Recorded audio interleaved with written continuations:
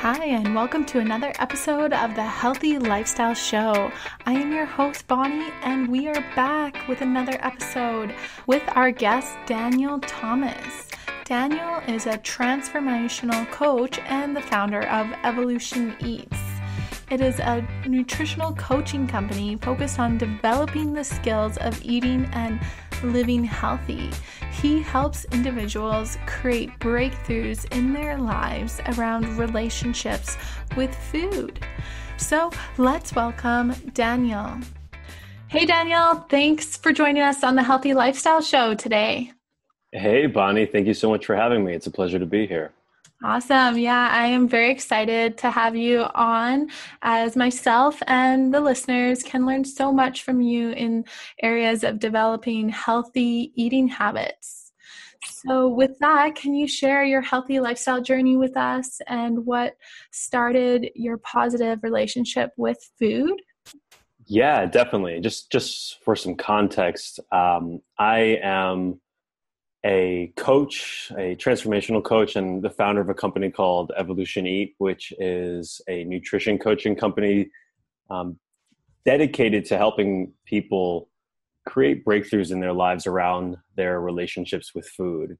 And I pose it that way because most people know what's healthy for them, right? Like you don't need another diet guy on the internet to tell you what to eat. When it comes to what's healthy, most people know. And so like emotional eating, stress eating, all kinds of habitual overeating, you can't just give somebody a diet and say, here, good luck.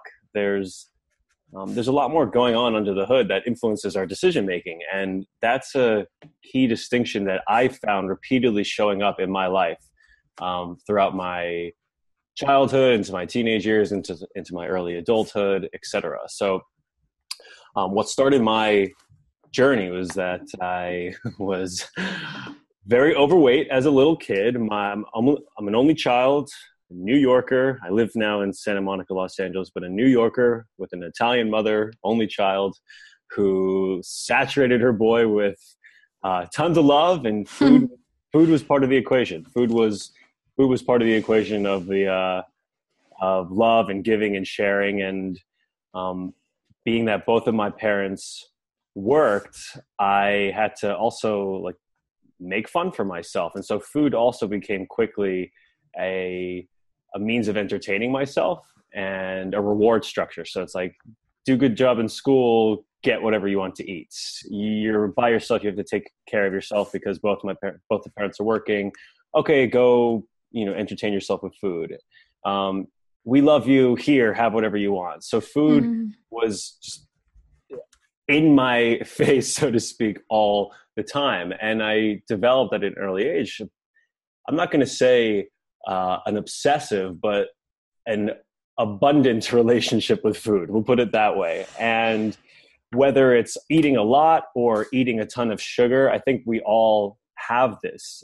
It's ingrained culturally. So when we try to diet later on in life and we fail, there's a lot that comes up. I mean, there's one, just the structure of dieting is all wrong, and we can go into that a little bit later. But most people fail because not only is it about the food, but it's your relationship to food and the deeply ingrained habits and rituals that you have around it that influences your decision making, right? And so when I tried to diet in my teens, and I was very active growing up, I was an athlete.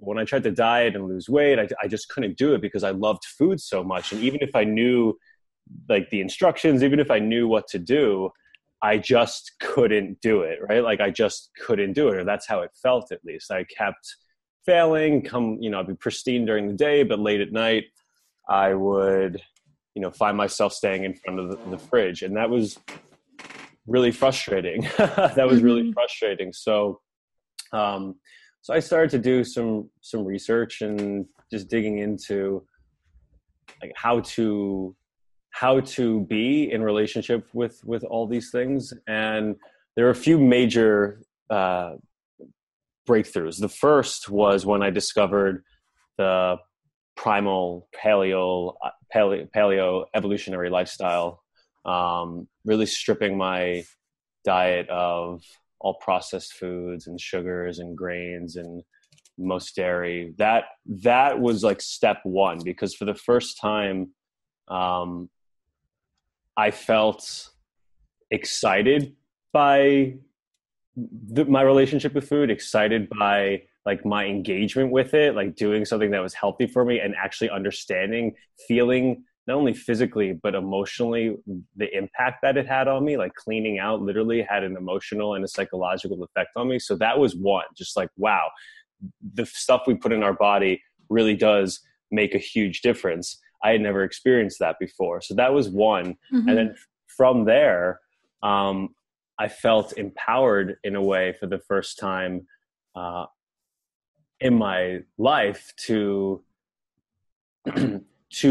eat, and this is what I teach my clients, and it sounds counterintuitive, to eat more of the healthy stuff in order to satisfy myself and actually give myself what I needed, versus live in this sort of restrictive mentality, which reinforces binging or overeating or whatever late at night that keeps you from not hitting your weight goals, right? So after I started to feed myself well with food that excited me, with a process, with a relationship that excited me, I then felt empowered to actually eat more of the good stuff, which helped me not go to the other side late at night, which had been my lifelong tendency. And so then from there, I could really pinpoint areas in my life where I would be liable to like overeat, and I could structure my lifestyle or create engagements around my social behavior so that I didn't go and do those sort of things. Mm-hmm. Yeah, definitely. It affects a lot of people for sure. Eating habits. What do you notice that the average American diet needs to change about to start creating healthy eating habits? Yeah. So the first thing I would say is, this is not rocket science. Just strip your diet of processed foods. So anything that's in a very bright package is probably a good indication. Refined sugars, things that have more ingredients on them than your laundry detergent, right? Like and ingredients you can't pronounce. Yeah. Like just looking, which is why I call my company Evolution Eats. So looking back to evolution to help us decide what is and isn't a good idea, really simplifying the equation.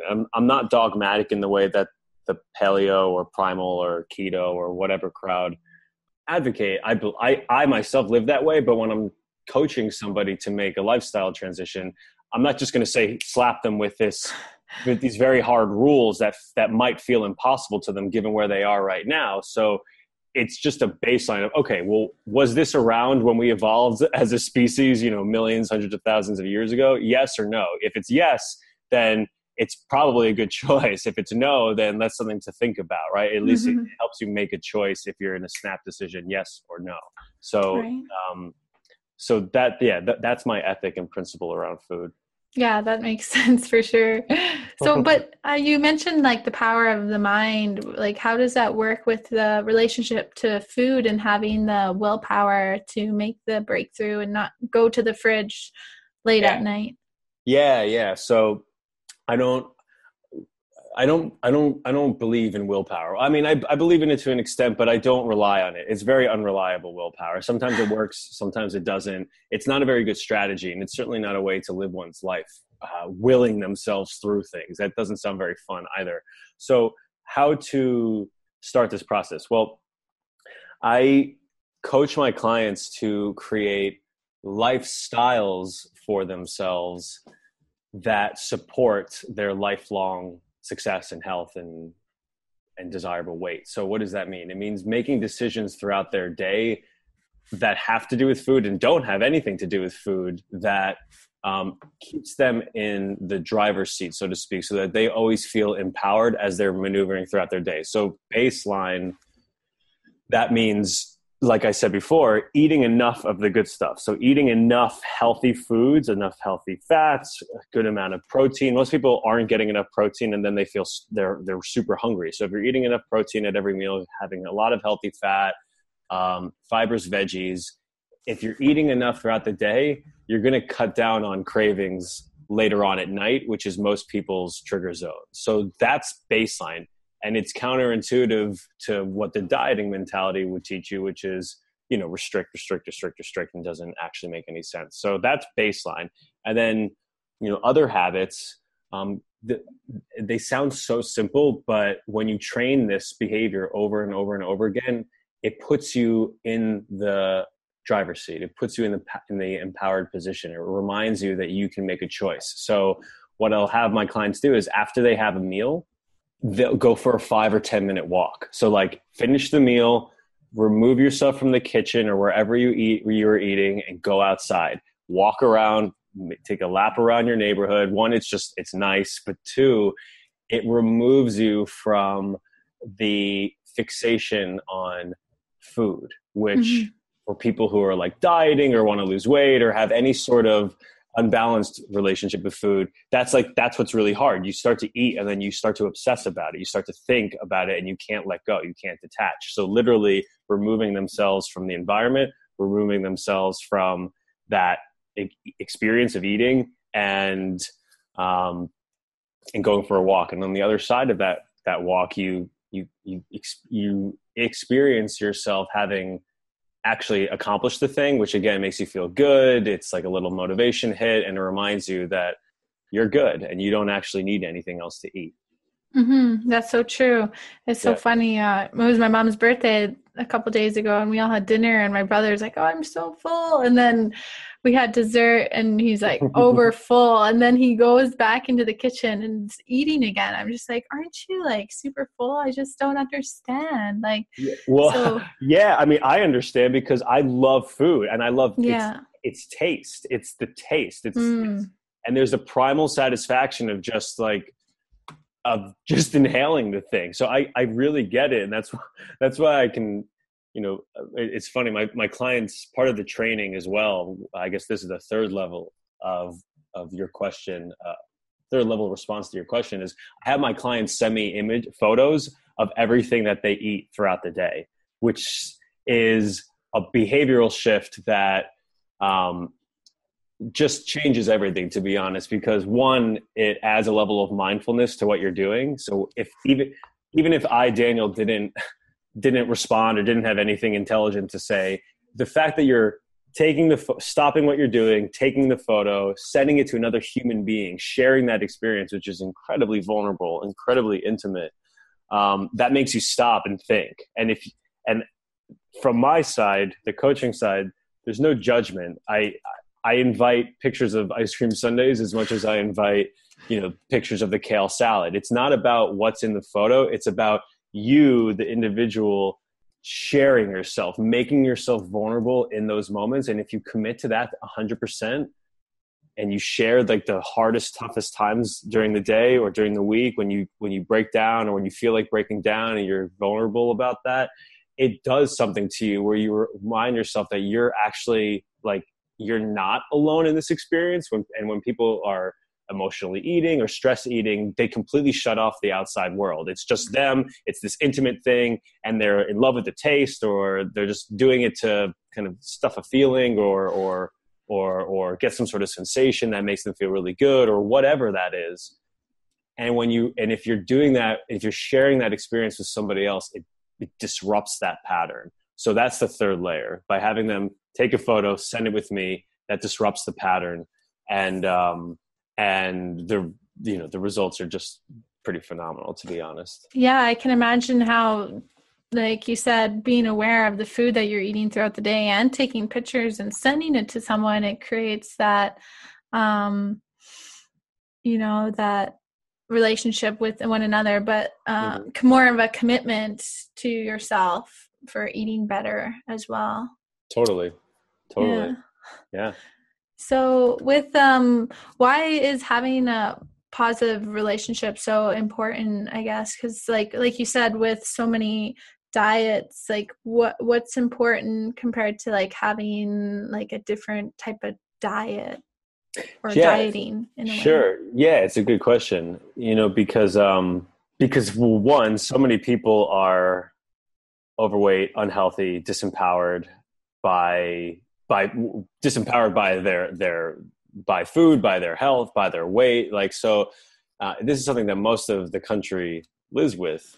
And the dieting industry is a multi-billion-dollar industry. So clearly people are looking for solutions. And the problem with dieting is that it just reinforces the other extreme. So you go to one extreme and then it reinforces the other extreme, which is like overeating. So you restrict and then you overeat, and then you obsess and you don't enjoy the process, or you try to race towards this goal of losing as much weight by a certain time frame, and then you end up not learning anything. You might satisfy the rules of the diet, meaning you might be even if you're successful dieting, you only learn how to be successful within those very strict rules. So what happens when real life happens again? Like, what happens when you're not 100% perfect all the time? Well, most people, being that dieters have like 95% recidivism, most people end up breaking down because they haven't actually learned how to adopt this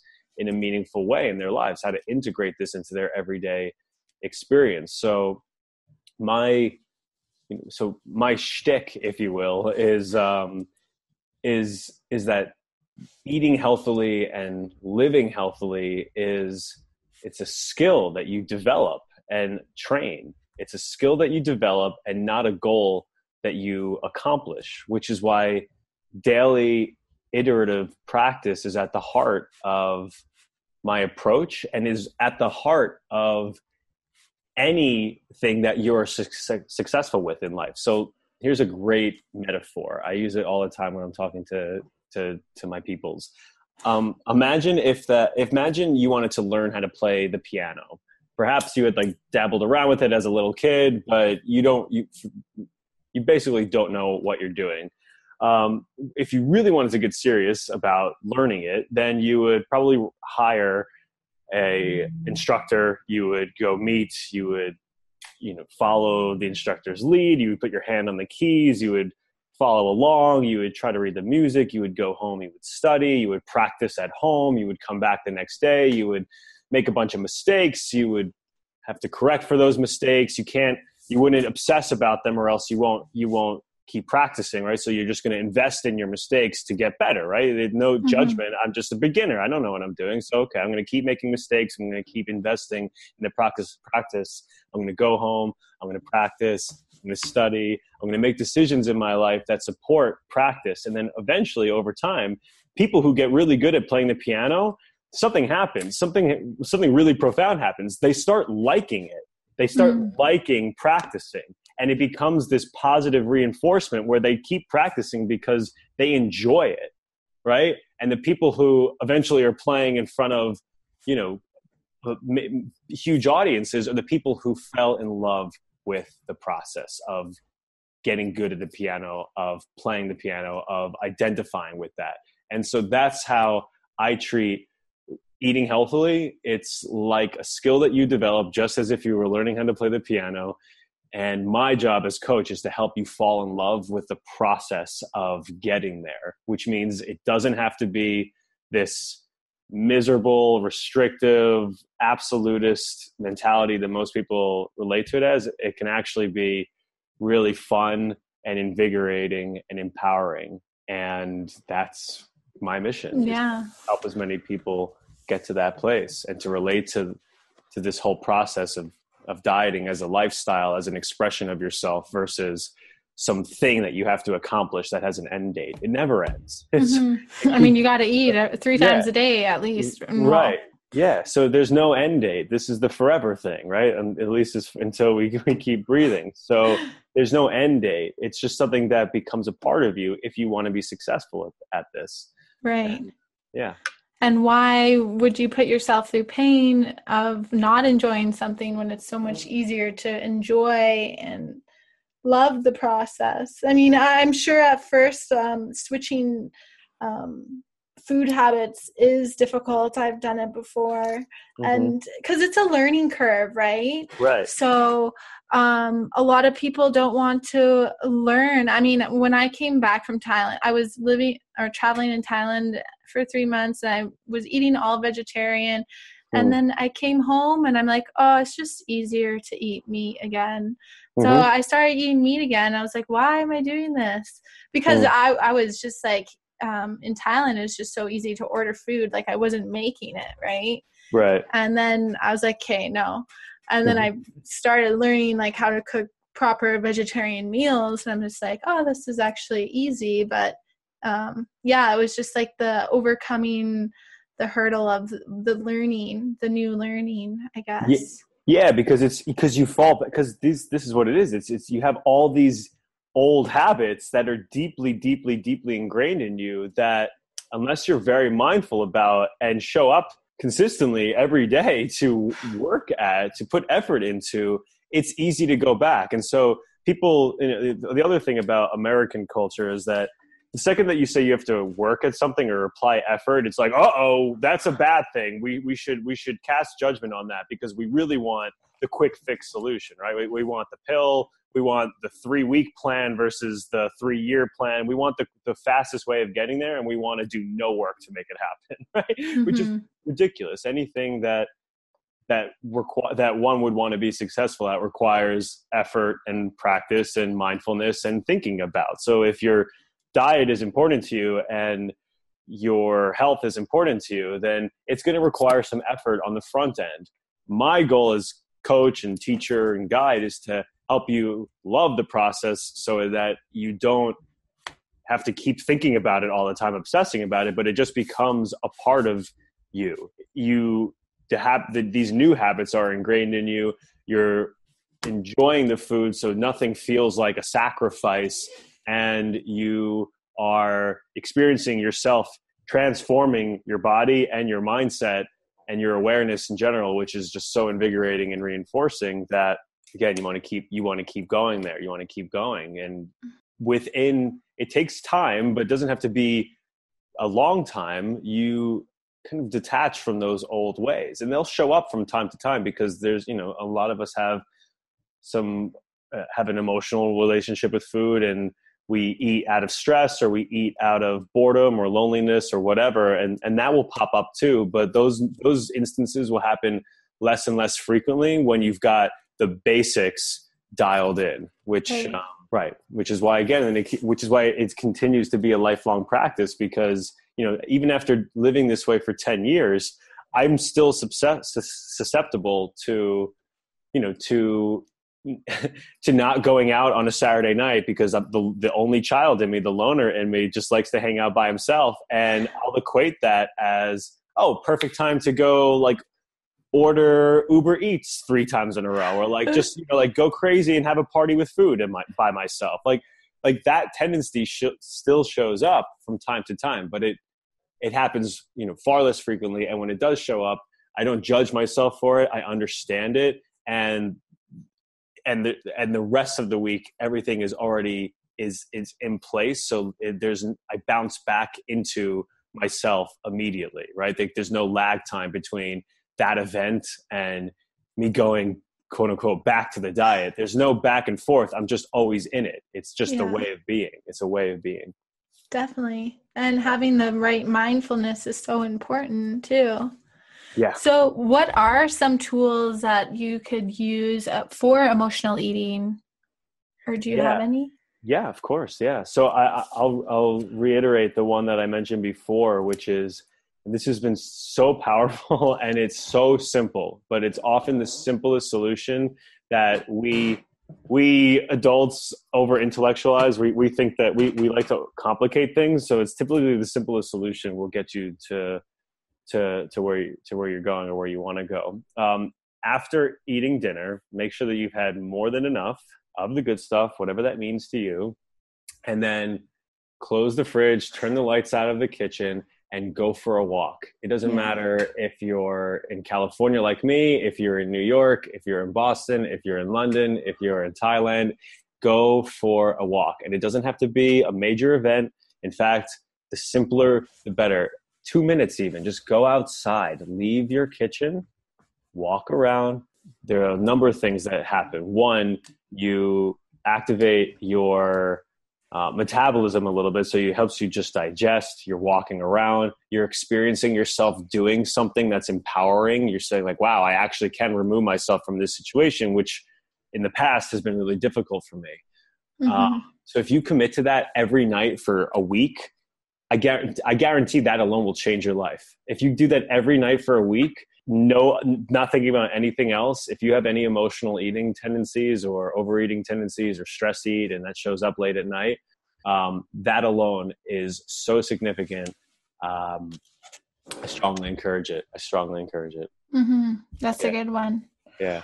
I've also heard, I don't remember from what source, but like sometimes if you're hungry, that sensation is actually could also, like, thirst is also has the same sensation. So sometimes when you think you're hungry, you're actually just thirsty. Have you ever heard that before? Yeah, to an extent. I think that, I guess I've understood it from the flip side, which is sometimes if you're feeling hungry, just drinking water will actually help fill you up. So I like to take, when that happens, I like to drink like ice cold water. If it's in the middle of the day and I'm feeling hungry for no particular reason, like it doesn't make sense because I eat most of the same things all the time. So it helps like click something in my brain. That'll help. Putting a little salt in, just like a dash of salt in water, can really help you feel regulated. Sometimes we get weird hunger pangs, and it's because we're either dehydrated or we need some more minerals, and it kind of shows up as brain fog, which then makes you crave something because you're like tired and sluggish, which is a perfect time to want to eat something. So a little salt in your water can help clear up brain fog, which then helps clear up misdirected hunger cues. Yeah. So with the hunger, is there any psychology around hunger, or is it just, in creating a healthy appetite or making sure you eat regularly? Yeah. I mean, the psychology is we become dependent on, we're very ritualistic humans. So we become dependent on just on the way that things are, which is why if you're used to eating, 7 times a day and you're not thinking about it, then you come to expect yourself to eat 7 times a day. And the psychology is, well, I haven't eaten I haven't, it's 3 p.m. and I haven't had my third snack, so I better have it. And just convince yourself that you're hungry, or you'll have entrained that dependency, right? You'll have entrained that. So, the illusion is that we need to be eating all throughout the day, every day. And the other illusion is that we need to be eating a lot of food. It's simply not true. I mean, if you think about our evolutionary ancestors, we somehow got by going through long periods of drought and starvation and not eating anything at all. And in fact, that made us more resilient, more robust, more anti-fragile, as Nassim Taleb would say, this amazing author. And we evolved under those set of conditions. So when you train yourself to do something a number of times throughout the day, you then train that relationship between your stomach and your brain. And your brain says, oh, it's 3 p.m. I should be eating something. I should be eating something. And your stomach says, yeah, I'm hungry. I should be eating something, because that's just what you've been doing. So it's just simply rewiring, reconditioning, and that's uncomfortable. That's definitely uncomfortable. And that's why I appreciate, that's why I exist. That's why I do what I do. It can be a really uncomfortable process. And I feel it. Totally. I mean, I've been in that moment of actually cooking food because it's dinner time, because it's 6 o'clock and I'm not even hungry, but I'm cooking food, and I'm just like, I realize, okay, because it kind of works in the opposite way too. Like, we're so trained to eat at specific times, but it's like, you don't have to eat if you're not hungry. Right. So. I know. I know. Yeah, that's It's like the that, mindfulness, going back to the mindfulness. yep. Yeah, completely. That's Completely. the main thing. So how would you I'm sure like you get lots of clients that are wanting like to lose weight, and so how do you have any practices for like body positive body image or things like that, for because as with the healthy eating relationship with food, it's a lot different than like a diet per Hmm. se, right? Yeah, yeah, yeah. So it's constantly reconnecting the individual back to the idea that this process, what there is a lifelong practice, and so there's no start, there's no end, there's no I'm on it now, or I'll restart tomorrow, or I had a bad night, so I'll get back on track tomorrow. There is no getting back on track. It's just all that is, and so helping them see that this is not some diet that they're doing, but it's a way of being. It's a way of being, which is different. Which over time, the my objective is to help them see this as an expression of themselves. And if they love themselves, which is probably why they want to lose weight and feel good, anyways, then they can tap into this process as an expression of loving themselves. Mm-hmm. Of gifting themselves versus restricting themselves. A totally different way of viewing this, doing this. So, just so as far as body image and all that goes, I don't talk about. I don't have my clients weigh in obsessively. It's less about what you're weighing and more about how you're showing up to the process. So how are we communicating? Are you preparing food for yourself? Are you eating the good stuff? Like, let's just get the basics down, and the weight will come off. It will necessarily come off when you start training new behaviors and you're feeding yourself with good food and you're eating less than of the bad food that you were before. It's just naturally going to come off. And again, my goal is to help them feel invigorated by the process so that they're not obsessing about results that they can't control, but only the practices that they can. So only the things that they can do versus can't control. I can't force what the scale is going to say tomorrow morning when I get on it, but I can control the lead measures that get me to the weight, right? So I can control the things that I'm eating. If I'm going to be going to a dinner tonight at like a work function, thinking about, well, is that going to be an event that I typically have a hard time at? Should I eat dinner before I go? Like just being super mindful about it and really treating the process with care and concern. And when you do that, the results will come. The results will Mm-hmm. come. So focusing on the lead measures, not the lag measures, focusing always on the process, reminding them that this is an expression of yourself, and that there's no rush. There's no rush because we can't force things. We can only show up and be a certain way, but we can't force whatever the results are. Those will come, and we can learn from the process to help us get closer and closer. Mm-hmm.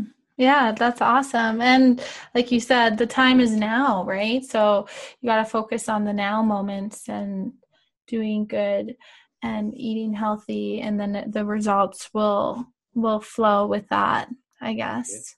Yeah. Yeah. Yeah. Yeah. So, we always like to leave our listeners with a healthy lifestyle challenge that they can implement into their day. Do you have any tips or tricks that you can share with everyone today? I can, yeah. So I'll reiterate the thing that I said before. For anybody who's feeling challenged by eating late at night or snacking too much throughout the day, um, after your focus on having 3 meals and 1 snack per day, which means make sure that you are eating enough at those meals, and Right. do this for a week. Do this for a week where you focus on having 3 meals. And if you need a snack, then have a snack, but only one. The Mm-hmm. point is that you're not eating all throughout the day and thinking about food all throughout the day. So that's one. And after every meal that you have, go for a 2 to 5 minute walk. I That alone will change your life. If you commit to that for a week, that alone will change your life. I I can't make promises that I can't deliver, but I would bet a lot of money that you'll start to experience yourself differently as a result. Mm-hmm. That's good. And it gets, like you said, the metabolism flowing too, Hmm. and healthy routines are good. Is there a certain time of day, do you think, that are more better for snacks, or just kind of when you're hungry, or? In the middle of the afternoon makes sense because that's typically the longest window between eating meals, right? So Yeah, and healthy snacks. yeah, right, yeah. Less sugar, more more protein, fat based. Nuts are great. Mm. Carrots, some avocado. That's a beautiful way to get you through it. Yeah. Great. Well, it's been so wonderful having you on the Healthy Lifestyle Show today. Definitely lots of great tips that you've shared with building a positive relationship around food. So thank you, Daniel. Thank you so much. I really appreciate you having me on. This was a lot of fun. Take care, Bonnie. Thanks, Daniel, for sharing your healthy lifestyle journey with us and all about Evolution Eats and how it is so important to have a positive relationship with food. So, the Healthy Lifestyle Challenge of the week. Make sure that you're having a regular meal, so 1, 2, 3, breakfast, lunch, dinner, and a healthy snack in between.